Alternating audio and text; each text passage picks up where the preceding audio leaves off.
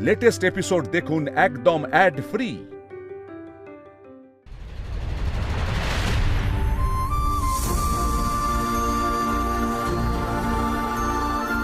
আমার সাথে তুমি এমন কেন করছো বলে বাবা? আমি তো মরিনি, আমি বেঁচে আছি তো। তুমি কি সত্যিই চাও জ্যান্ত অবস্থায় আমার শরীর কাটাছেঁড়া করা হোক? সমস্ত ইকুইপমেন্ট রেডি করো। Yes sir. ইস, এইটুকু একটা মেয়ে, দেখেই তো ভয়ে হাত কাঁপছে। কি হচ্ছে আমার সাথে? আমার কথা কেউ বুঝতে পারছে না কেন? সে কখন থেকে আমি সবাইকে বোঝানোর চেষ্টা করছি যে আমি মরিনি, আমি বেঁচে আছি। কাউকে যে ডাকবো তার জন্য গলার স্বরই তো বেরোচ্ছে না। হাতের পায়ে জোর পাচ্ছি না যে সেটা ব্যবহার করব।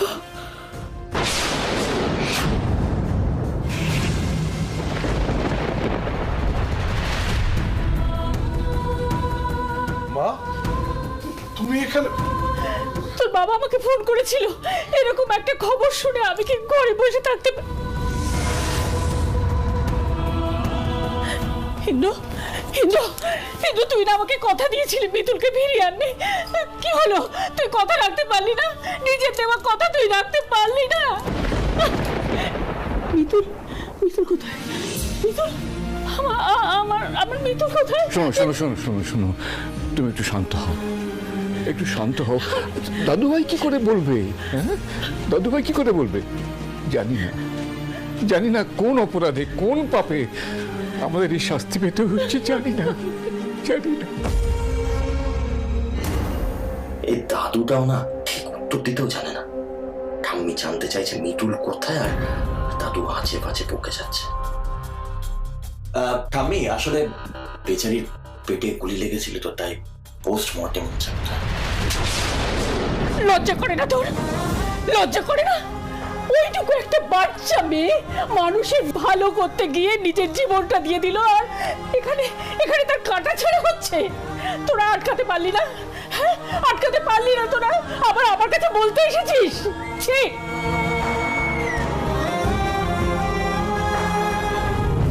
বলে বাবা, ডাক্তারবাবু এটা কি করছেন? আমার মাথায় এসব দাগ টাগ দিচ্ছেন কেন? কি কি কাটবেন এখন? সত্যি সত্যি কপালটা কেটে ফেলবে? না না বলে বাবা, না বলে বাবা, এটা করো না বলে বাবা। খুব কষ্ট হবে আমার, খুব কষ্ট হবে। অত আইন কানুন আমি জানি না, আমাকে কিছু বোঝাতে এসো না। শেষ কথা, মিতুলের গায়ে যেন একটাও আঁচড় না লাগে। যাওয়ার সময় আমি ওকে কোনো কষ্ট পেতে দেব না। দাদুভাই, দাদুভাই, ওকে ঠাম্মি, এভাবে পোস্টমর্টেম আটকানো যায় না। মেয়েটার পেটে গুলি লেগেছে, তুমি একটু বোঝার চেষ্টা তো আমি করো। কোনো কথা শুনতে চাই না, কোনো কথা নয়। আমার যা বলার আমি সেটা স্পষ্ট পরিষ্কার করে বলে দিয়েছি। দাদুভাই, দাদুভাই, দাদুভাই, তুমি ঘরে যাও, ঘরে যাও দাদুভাই। এসব বন্ধ করো, বন্ধ করো, বন্ধ করো। দাঁড়িয়ে দাঁড়িয়ে এই কথাগুলো শুনছিস, এখানে কিছু বলছিস না কেন? এভাবে কি পোস্টমর্টেম আটকানো যায়? ইমোশনাল হয়ে কি না কি বলছে, আর তুই এগুলো দাঁড়িয়ে দাঁড়িয়ে শুনছিস। চল আমার সাথে, চল।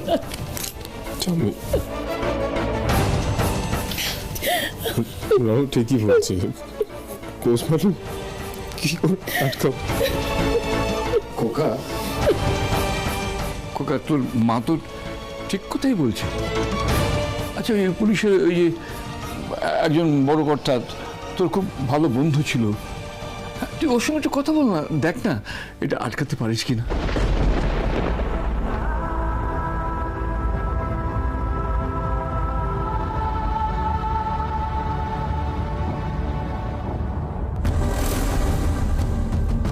মিতুল কষ্ট পেয়ে ছটফট করে করে মরবে, এটাই আমি চেয়েছিলাম। আর এরা এখন মাঝখানে ব্যাগরা দিতে শুরু করেছে।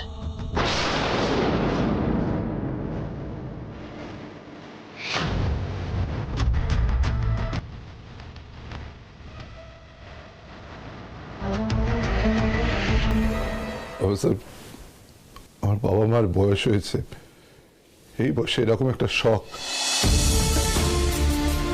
মিতুলের এই পরিণতি হতে ওনারা নিজেকে সামলাতে পারছেন না। আমি আপনার কাছে হাত জোর করে অনুরোধ করছি, যদি কোনো রকম ভাবে পোস্টমর্টমটাকে আটকানো যায়। হ্যাঁ অফিসার, ডক্টর কিছু করার আগে আপনারা প্লিজ কিছু করুন। যদি একবার কাটাছেঁড়া শুরু হয়ে যায় তাহলে আর কিছু করার থাকবে না, প্লিজ। আমি ট্রাই করছি, কিন্তু কথা দিতে পারছি না।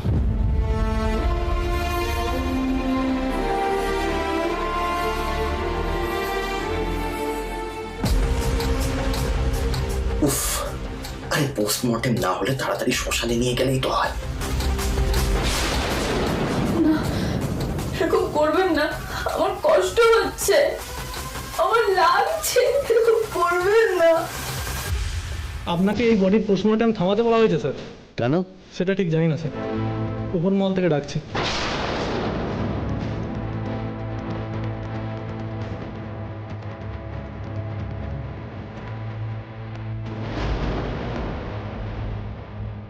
বলে বাবা, আমি জানতাম তুমি আমায় এই যন্ত্রণা ভোগ করতে দেবে না, কিন্তু এইভাবে ধরে প্রাণ থেকেও সবাই আমার মৃত্যু ভাবছে, এটা হলে কম কষ্টের নয়। বলে বাবা, আমি এই অবস্থা থেকে কি করে বেরোবো? বলে বাবা,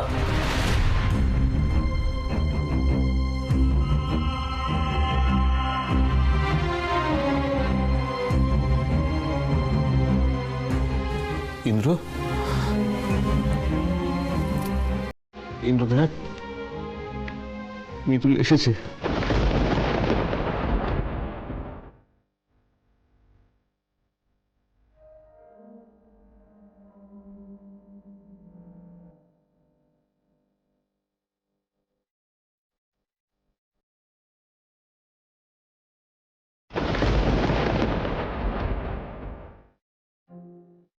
অর্ককে নিয়ে যা,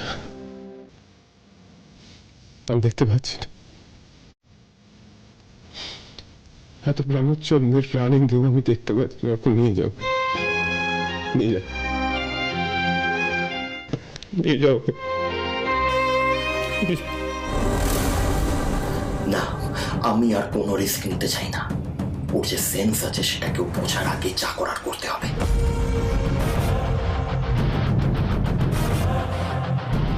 অর্কদা, আমার কথাটা ভালো করে শোনো। দাদাভাই মিতুলকে এই অবস্থায় দেখতে পারছে না, আর ঘটনাটা ঘটেছে অনেকক্ষণ আগে।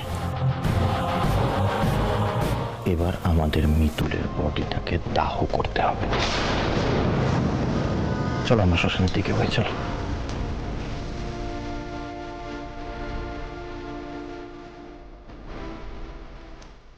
শ্মশানে নিয়ে যাবে মানে তোমার জীবন তো জ্বালিয়ে দেবে?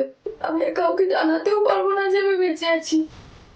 বলে বাবা, তুমি কি করছো আমার সাথে? বলে বাবা, তুমি কি দুর্ভাগ্যে ফেললে আমাকে?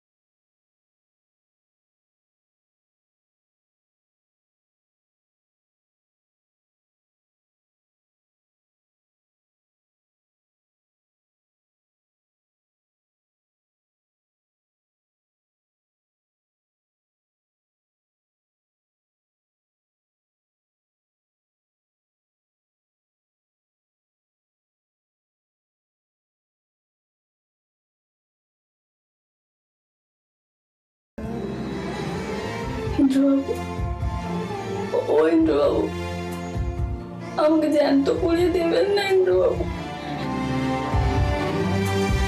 বলে আয় রে ছুটে আয় রে তারা, হেথা নাই কো মৃত্যু নাই কো যারা।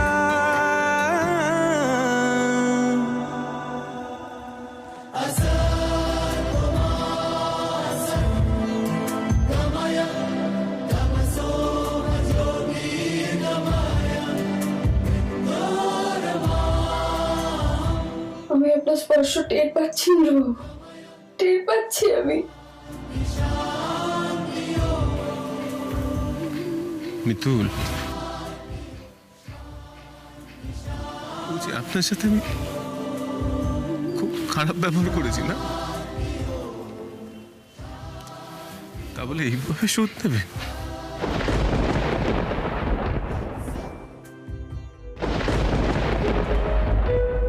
কিসের শোধ ইন্দ্রবাবু? আমি আপনাকে ছেড়ে, গুগলিকে ছেড়ে, এই পরিবারকে ছেড়ে কোথাও যেতে চাই না। আমি যে খুব একা হয়ে গেলাম তো, আমার যে একা থাকা অভ্যাস হয়ে গেছিল। আপনি যখন এত তাড়াতাড়ি চলেই যাবেন, তাহলে কেন ভাঙলেন অভ্যাসটা আমার? কেন ভাঙলেন? অর্ক, ইন্দ্রকে আমি এই অবস্থায় দেখতে পাচ্ছি না। ওকে সরিয়ে নিয়ে যা, সরিয়ে নিয়ে যা। ইন্দ্র, ইন্দ্র উঠে আয়। উঠে আয়। ভাই শান্ত হ। পুরোহিত মশাই পরলৌকিক ক্রিয়াকর্ম করবেন তো?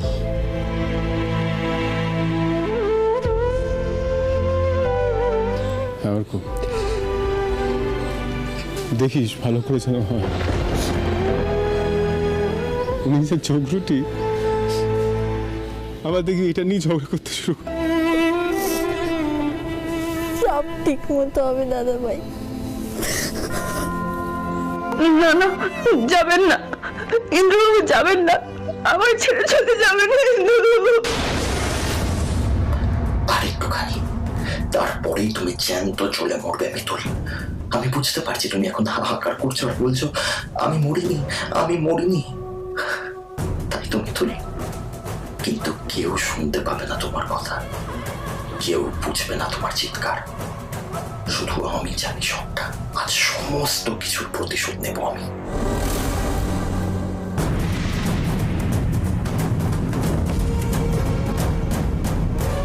রণ চোখের জল ফেলছে, অনুরাধাও শ্মশানে এলো না, হচ্ছেটা কি? আমার মন বলছে এই সব কিছুর পেছনে রণর হাত আছে। আর আমি কখনো তোমার উপর ভরসা করবো না ঠাকুর, কখনো করবো না। ওই ছোট মেয়েটার প্রাণটা নেবার আগে তোমার আমার মুখটা মনে পড়লো না?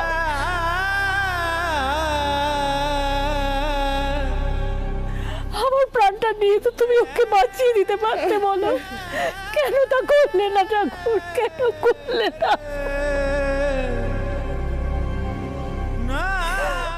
আমরা কি এমন পাপ করেছিলাম বলো তোমার, যে পাপের শাস্তি স্বরূপে এই মেয়েটাকে এইভাবে? সুমি, সুমি কান্নাকাটি করিস না, কাঁদলে চলবে না সুমি। দেখছিস না আমার চোখের জল শুকিয়ে গেছে রে।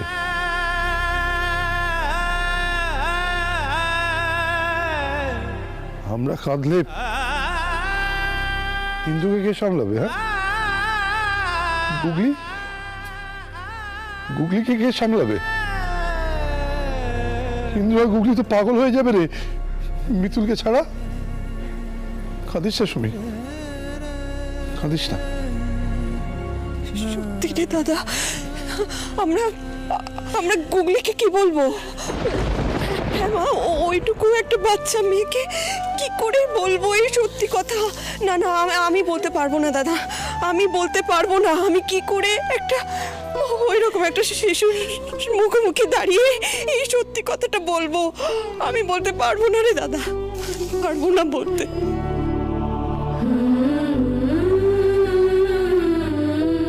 তোমরা এসব কি বলছো পিসিমণি? কি বলবে গুগলিকে? কিচ্ছু বলতে হবে না, আমি বেঁচে আছি তো, আমি বেঁচে আছি। তোমরা আর একটিবার কেউ এসে আমায় দেখো না, তাহলেই বুঝবে আমার যে প্রাণের স্পন্দন আছে, স্পর্শ আছে, সব আছে, কিন্তু কাউকে কিচ্ছু বোঝাতে পারছি না। গিন্নি, তুমি শেষবারের মতো ভগবানকে বলো যে আমাকে তুলে নিতে। আমি আর সহ্য করতে পারছি না, আমার আর বাঁচতে ইচ্ছে করছে না। তুই আমার দাদু ভাইয়ের দিকে তাকিয়ে দেখো, ওকে বাঁচাতে পারবে তো? ওকে বাঁচাতে পারবে তো? না দাদু, কিচ্ছু হবে না, কিচ্ছু হবে না ইন্দ্রবাবুর। ইন্দ্রবাবুর এই কষ্ট যে আমি সহ্য করতে পারছি না বলে বাবা। জানিস অর্ক, আমি সিগারেট খেতাম, মিতুল আমাকে কত বারণ করতো। ওসব ছাইপাশ আপনি কেন খান বলুন তো? ছেড়ে দিন না। আমি কারোর কথা শুনি, আমি তো কারোর কথা শোনার পাত্র নই।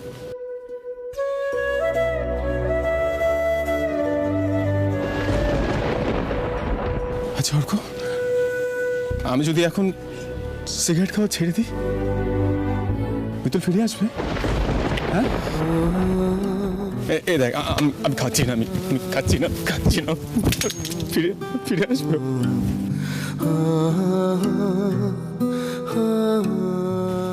ফিরে আসবে, বল না, ফিরে আসবে, বল না।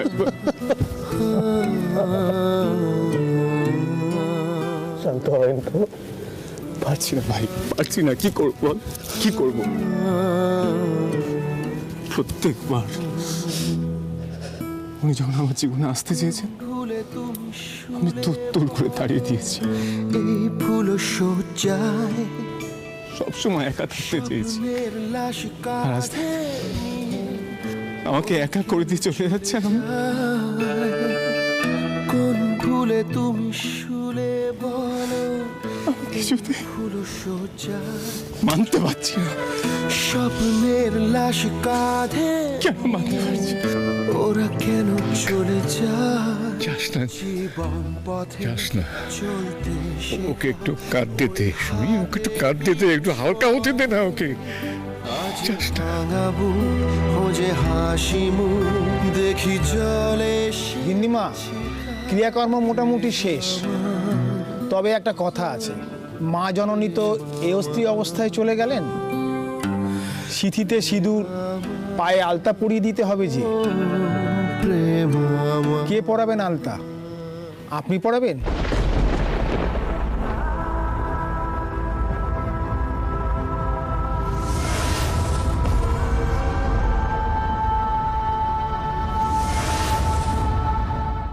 মা, আমি পড়াতে পারবো না,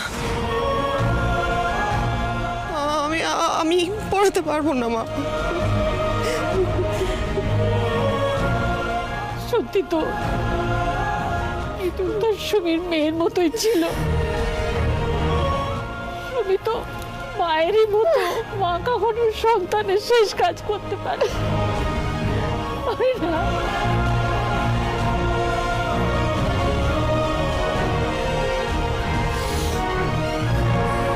কলি দিদি ভাই, তুই যা। এই তো আলতা সিঁদুর। কলি ধর, কলি ধর।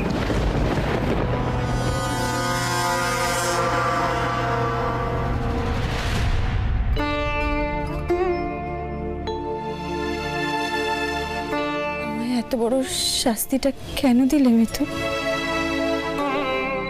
দাদা ভাইয়ের বউয়ের সাজে তোমায় কতবার সাজিয়েছে, কিন্তু আজ কোলে দিদি, তুমি তো ডাক্তার, তুমিও বুঝতে পারছো না আমি বেঁচে আছি।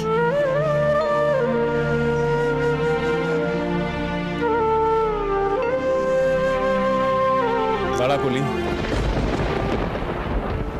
মিতুলের গায়ে কেউ হাত দিবি না।